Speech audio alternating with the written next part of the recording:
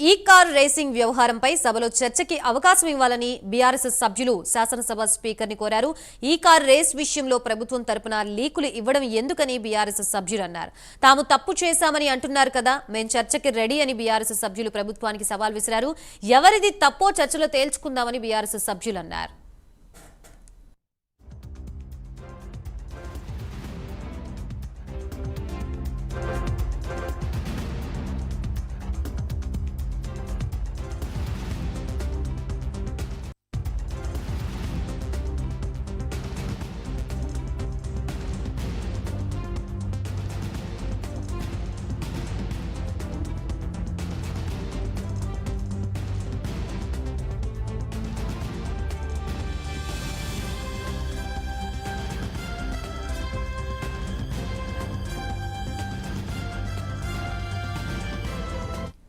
మొత్తంగా ఈ car racing వ్యవహారంపై సభలో చర్చకి అవకాశం ఇవ్వాలని బీఆర్ఎస్ ఎమ్మెల్యేలు శాసనసభ స్పీకర్ ని కలిసినట్లుగా తెలుస్తోంది. ప్రస్తుతం ఇదే అంశానికి సంబంధించి మనకి పూర్తి వివరాలు అందించడానికి మా ప్రతినిధి చందు సిద్ధంగా ఉన్నారు. చందు, కొద్దిసేపు క్రితమే గాయత్రి ఫార్ములా ఈ రేస్ అంశంపై రాష్ట్ర శాసనసభ స్పీకర్ ను బీఆర్ఎస్ ఎమ్మెల్యేలు కలిశారు. ముఖ్యంగా ఈ కార్ రేస్ అంశంపై చర్చకు అవకాశం ఇవ్వాలని చెప్పారు. ఎందుకంటే ఇప్పటికే ఈ కార్ రేస్ అంశంలో అవినీతి జరిగిందంటూ కూడా ఇప్పటికే ప్రభుత్వం కేటీఆర్ పై ఆరోపణలు చేస్తుంది. అదేవిధంగా ఏసీబీకి లేఖ రాశారంటూ కూడా లీకులు కూడా ఇస్తున్న నేపథ్యంలో ఫార్ములా రేస్ వ్యవహారంలో ఏం జరిగింది అనే నిజాలు 4 గోడల మధ్య కాదు, మొత్తం అందరి శాసనసభ సాక్షిగా 4 కోట్ల ప్రజలకు తెలవాలి. కాబట్టి ఈ అంశంపై చర్చ పెడితే అందరికి తెలుస్తుంది అంటూ కూడా వాళ్ళు లేఖ అయితే ఇచ్చారు.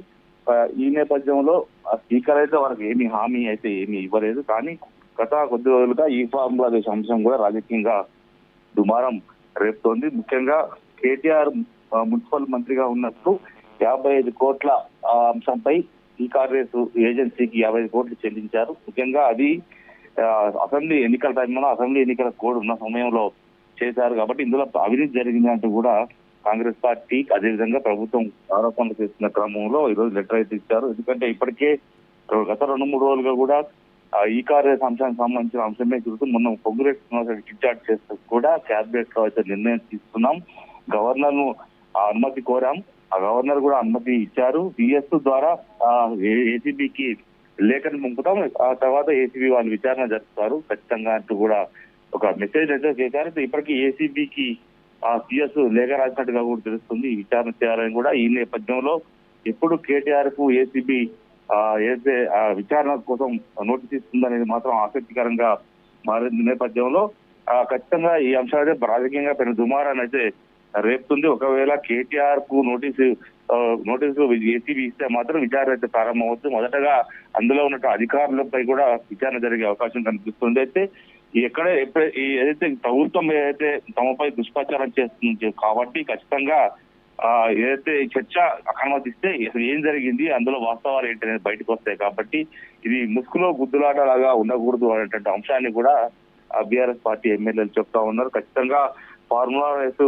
నిర్వాహకులతో ఏం ఒప్పందం చేసుకున్నాం, దానివల్ల ఏం లబ్ధి జరిగింది, రాష్ట్ర ఆర్థిక ఖజానాకు ఎంత వచ్చింది అనే అంశాలన్నింటినీ కూడా అసెంబ్లీ సాక్షిగానే కేటీఆర్ చెప్తారు, లేకపోతే బీఆర్ఎస్ పార్టీ శాసనసభ పక్షం చెప్తుంది. కాబట్టి ఖచ్చితంగా చర్చకు అనుమతి ఇవ్వాలంటూ కూడా వాళ్ళు కోరారు. మరి ఇప్పుడు ఏం నిర్ణయం తీసుకుంటారనేది మాత్రం చూడాల్సి ఉంది. Thank you for the update Chandra.